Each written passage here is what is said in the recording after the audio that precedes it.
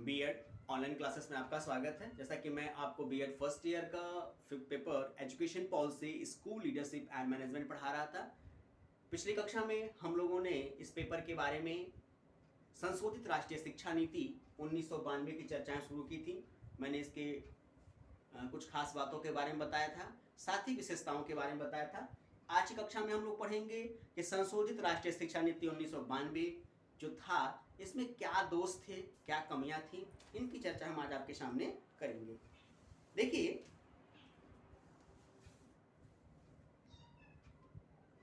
अगर हम वास्तविक तौर पे देखें तो राष्ट्रीय शिक्षा नीति 1986 की जो निर्धारित की गई थी, जिसका कह सकते हैं क्रियान्वयन या पुनः परिचर्चा 1992 में होना था। 92 में हुआ भी। इसी व्यवस्था को हम लोग कहते हैं संशोधित राष्ट्रीय शिक्षा नीति। अगर हम संशोधित राष्ट्रीय शिक्षा नीति के दोष की बात करें, कमियों की बात करें, तो कुछ कमियां जो दिखाई देती हैं, जो दोष दिखाई देते हैं, उन कुछ दोषों के बारे में मैं चर्चा आपसे करूंगा। देखिए, अगर संशोधित राष्ट्रीय शिक्षा नीति 1992 की नीतिगत कमियों की हम बात करें तो इसमें कुछ खास तौर पे नीतिगत कमियां दिखाई नहीं देती हैं। लेकिन ध्यान दीजिएगा, नीतिगत कमियां नहीं दिखाई देती हैं।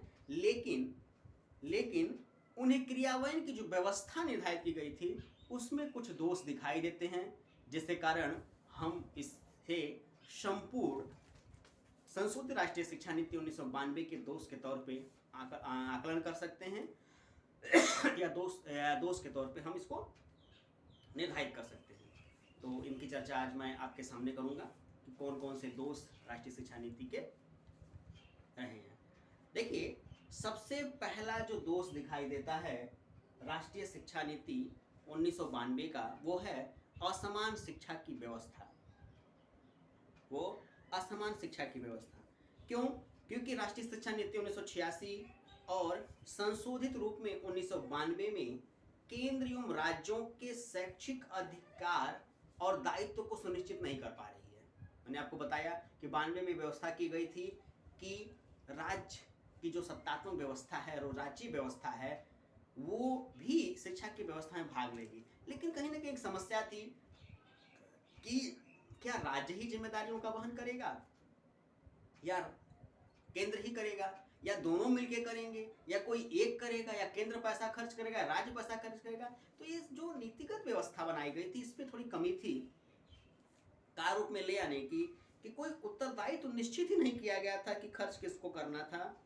ध्यान दीजिएगा, 1976 में संशोधित संविधान अधिनियम द्वारा शिक्षा को समवर्ती सूची में शामिल कर दिया गया, कॉन्सेंट्रेट लिस्ट में शामिल कर दिया गया, जिसपे केंद्र और राज्य दोनों को नियम बनाने का अधिकार प्राप्त हो चुका था। अब जब समवर्ती सूची का विषय शिक्षा हो गया तो केंद्र कितना खर्च करेगा, कब खर्च करेगा, कैसे खर्च करेगा, राज्य कितना खर्च करेगा। अब तमाम राज्यों ने अपने यहाँ अपने समाज, अपनी शिक्षा की व्यवस्था को उजागर करने का काम किया। वहीं केंद्र का दबाव अलग रहता था, केंद्र अलग प्रकार की शिक्षा की व्यवस्था की बात कर रही थी, तो एक असमंजस की स्थिति आने लगी। ये कमी के तौर पे आंकी जाती है राष्ट्रीय शिक्षा नीति की। दूसरी, जन सहयोग के नाम पर जन शोषण। ध्यान दीजिएगा, जन सहयोग के नाम पे जन शोषण। राष्ट्रीय शिक्षा नीति 1986 में शिक्षा की व्यवस्था है तो जन सहयोग प्रोत्साहन की बात तो कही गई। इसे प्राप्त करने के लिए शिक्षा संस्थानों में अभिभावक समिति बना दिए गए। सभी शिक्षा संस्थाएं ये व्यवस्था लागू भी कर दी, लेकिन एक दिक्कत होने लगी कि जबरन प्रवेश के समय एक धनराशि लेना आवश्यक हो चुका है, जो जन सहयोग के नाम पे एक शोषण की व्यवस्था को उजागर करता है। आज भी व्यवस्थाएं वो निश्चित हैं। देश के जो बड़े बड़े विद्यालय हैं, अगर हम गवर्नमेंट सेक्टर की बात छोड़ दें, अगर प्राइवेट सेक्टर की बात करें तो ये देखा जाता है कि बहुत बड़ी मोटी रकम इन प्राइवेट विद्यालयों द्वारा शिक्षकों के शोषण के, छात्रों या अभिभावकों के शोषण के तौर पे जमा कराई जाती है। तीसरा दोष जो दिखाई देता है, उच्च शिक्षा महंगी। उच्चतर शिक्षा की व्यवस्था की बात कही जा रही, तकनीकी शिक्षा की व्यवस्था की बात कही जा रही थी, और तमाम नए लोगों को तकनीकी शिक्षा संस्थान खोलने के लिए आमंत्रित किया जा रहा था। लेकिन कहीं ना कहीं एक व्यवस्था रखी गई थी कि इसका जो फीस होगा वो एक महंगा एजुकेशन सिस्टम उपलब्ध करा रहा था।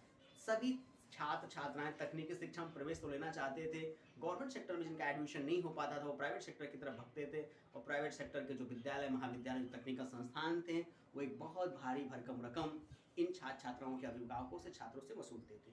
तो ये कमी दिखाई दी। चौथा जो दोष दिखाई दिया, आधारभूत पाठचर्या का अनुपालन नहीं, कि जो कैरिकुलम डेवलप होना चाहिए था वो था ही नहीं। 10 वर्षीय पाठ्यक्रम का अनुपालन आज तक नहीं किया जा सका। राष्ट्रीय शिक्षा नीति 1968 की घोषणा के बाद 1975 में राष्ट्रीय शैक्षिक अनुसंधान प्रशिक्षण परिषद NCERT बना। 10 वर्षीय आधार पाठ्यक्रम तैयार किया गया। इसके बाद 1988 में उसका दूसरा प्रारूप तैयार हुआ, 2000 में तीसरा प्रारूप तैयार हुआ। लेकिन जो बात कही जा रही थी उस बात के संबंध में जो पाठचर्या बननी थी उसका निर्धारण आज तक नहीं किया जा सका। तो ये चौथी कमी दिखाई देती है, चौथा दोष दिखाई देता है। वहीं जो पांचवा दोष दिखाई देता है, ब्लैक बोर्ड योजना का ईमानदारी से क्रियान्वयन करना। विद्यालयों को 92 तक 40,000 रुपये बांट दिए गए, लेकिन आज तक ये सुनिश्चित नहीं हुआ। तमाम विद्यालयों में देखने को मिला ना तो विद्यालयों में ना तो विद्यालयों में बेंच की व्यवस्था है, ना नल की व्यवस्था है, ना शौचालय की व्यवस्था है। आज भी प्राथमिक विद्यालयों का अगर वास्तविक अवलोकन किया जाए तो हजारों विद्यालय आपको ऐसे मिल जाएंगे कि छत चू रही है, ना वहाँ साफ सफाई है, ना वहाँ बैठने की व्यवस्था है, ना पानी की व्यवस्था है। तमाम कमियां ऐसे देखने को मिलती हैं जो कि कहीं ना कहीं ये वास्तविकता को दर्शाती हैं। अब इस अवस्था में एजुकेशन के सिस्टम को कैसे मजबूती प्रदान किया जाए, कैसे सभी लोगों को शिक्षा की व्यवस्था से जोड़ा जाएगा। वहीं छठी बात जो कही जाती है, नवोदय विद्यालय का असफल आयोजन।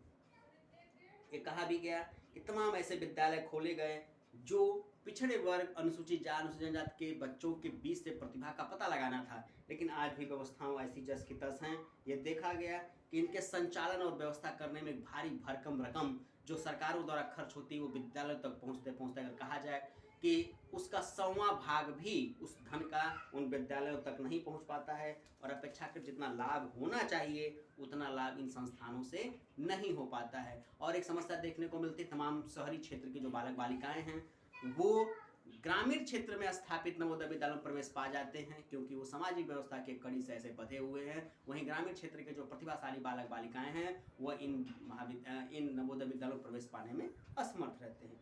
तो ये छठी कमी दिखाई दी।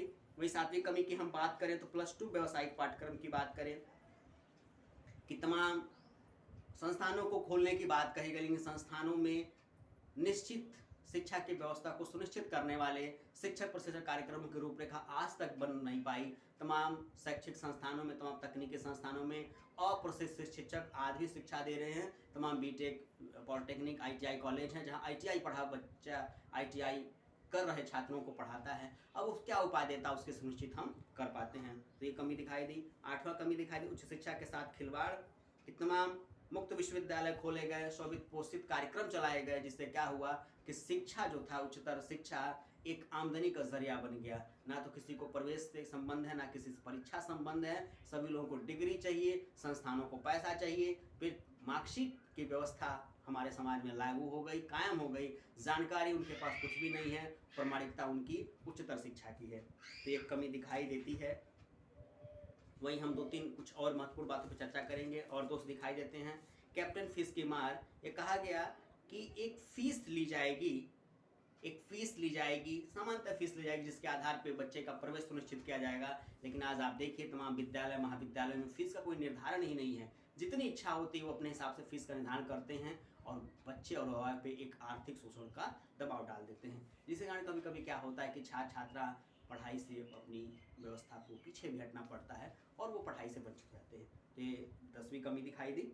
और आगे हम बात करें कि तकनीकी शिक्षा, मेडिकल शिक्षा को जहाँ सुलभ बनाना था वहाँ उसे कठिनाई से जोड़ दिया गया। आज भी तमाम मेडिकल कॉलेज जो गवर्नमेंट सेक्टर को हटा दिए जाएँ, प्राइवेट सेक्टर के मेडिकल कॉलेज हैं उनमें अगर बच्चों का प्रवेश लेना है तो एक भारी भरकम रकम उन छात्रों से वसूल की जाती है। फिर क्या होता है, समाज में एक द्वंद्व की व्यवस्था उत्पन्न हो जाती है। जो बच्चा डॉक्टर इंजीनियर बनता है एक भारी भरकम रकम के साथ, वो अपने कार्य योजना को मजबूती से प्रस्तुत करने के लिए एक भारी भरकम रकम की व्यवस्था की मांग करता है। तो समाज में कुछ उपापों की अवस्था निश्चित हो जाती है। ना हम अच्छे इंजीनियर बना पाते हैं, ना अच्छे वैज्ञानिक बना पाते हैं, अच्छे डॉक्टर नहीं बना पाते हैं, और बना भी तो लेते हैं तो अच्छा इंसान नहीं बना पाते हैं, क्योंकि इन सबको पीछे जो धन का दबाव होता है वह उनके कार्य करने में हस्तक्षेप उत्पन्न कर देता है।